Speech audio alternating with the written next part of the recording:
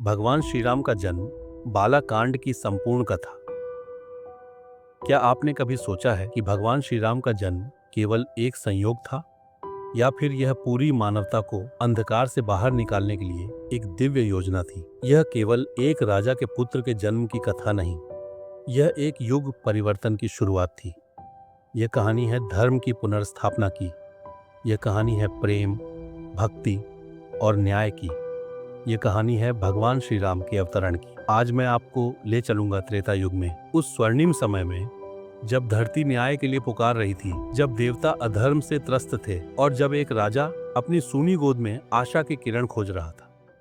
तो चलिए शुरू करते हैं। बहुत समय पहले की बात है, तब जब धरती पर सत्य, धर्म और प्रेम का राज्य था।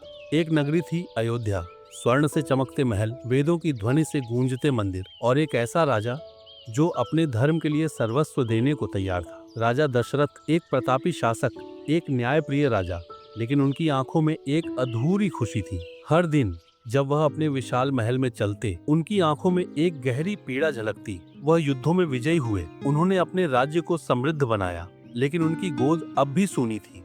एक संतान की अनुपस्थिति ने उनके हृदय को अधूरा कर दिया था। क्या उनका वंश यहीं समाप्त हो जाएगा? क्या अयोध्या का भविष्य अंधकार में चला जाएगा? रात के समय राजा दशरथ महल की बालकनी में खड़े होकर आकाश की ओर देखते, उनकी आंखों में अधूरी उम्मीदें चमकती, लेकिन कोई उत्तर नहीं था। और फिर उन्होंने एक निर्णय लिया। एक दिन राजा दशरथ अपने गुरु महर्षि वशिष्ठ के पास पहुंचे। उनका चेहरा चिंता से भरा था। गुरुदेव, क्या मेरे जीवन का यह सबसे बड़ा अभिशाप है? क्या मैं कभी पिता नहीं बन पाऊंगा? राजा दशरथ की आवाज में निराशा थी।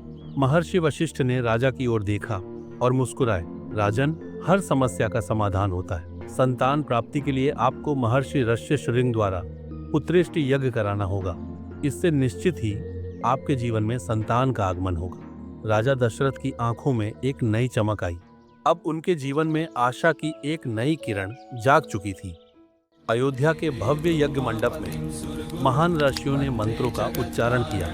हवि, आहुति अग्नि में समर्पित की जा रही थी। वातावरण शुद्ध और पवित्र हो गया था। और फिर एक चमत्कार हुआ। यज्ञ अग्नि अचानक तेज हो गई, स्वर्णिम लपटें उठने लगीं और तभी अग्निदेव स्वयं प्रकट हुए। उनका रूप तेजस्वी था, उनका मुख दिव्य था, उनके हाथों में एक स्वर्ण पात्र था जिसमें दिव्य खीर थी। अग्निदेव मुस्कुराए और राजा दशरथ की ओर देखा। हे राजन, इस दिव्य खीर को अपनी रानियों को बांट दीजिए, इससे आपको योग्य पुत्रों की प्राप्ति होगी। राजा दशरथ के नेत्रों में आनंद के आंसू थे, उनके हृदय में अपार प्रसन्नता थी। यह क्षण संपूर्ण अयोध्या के लिए एक महोत्सव से कम नहीं था। राजा दशरथ ने वह दिव्य खीर अपनी तीनों रानियों में बांट दी। कौशल्या माता को आधा भाग मिला, उनसे भगवान श्री राम प्रकट हुए। कैकेयी को एक चौथाई भाग, उन्होंने भरत को जन्म दिया। सुमित्रा को 2 बार एक एक चौथाई भाग, उन्होंने लक्ष्मण और शत्रुघ्न को जन्म दिया। फिर आया वह पावन क्षण जब अयोध्या के आकाश में शंखनाद गूंज उठा, मंदिरों में घंटियां बजने लगीं, फूलों की वर्षा होने लगी और धरती पर भगवान विष्णु ने श्री राम के रूप में अवतार लिया। माता कौशल्या की गोद में एक सुंदर कमल के समान तेजस्वी बालक था, जिनकी मुस्कान में सारा संसार समाया था। धरती धन्य हो गई थी, क्योंकि भगवान श्री राम स्वयं अवतरित हो चुके थे। अगर आपको यह कथा पसंद आई तो इस वीडियो को लाइक करें और कमेंट में बताएं आपको सबसे ज्यादा कौन सा प्रसंग पसंद आया। Blast of.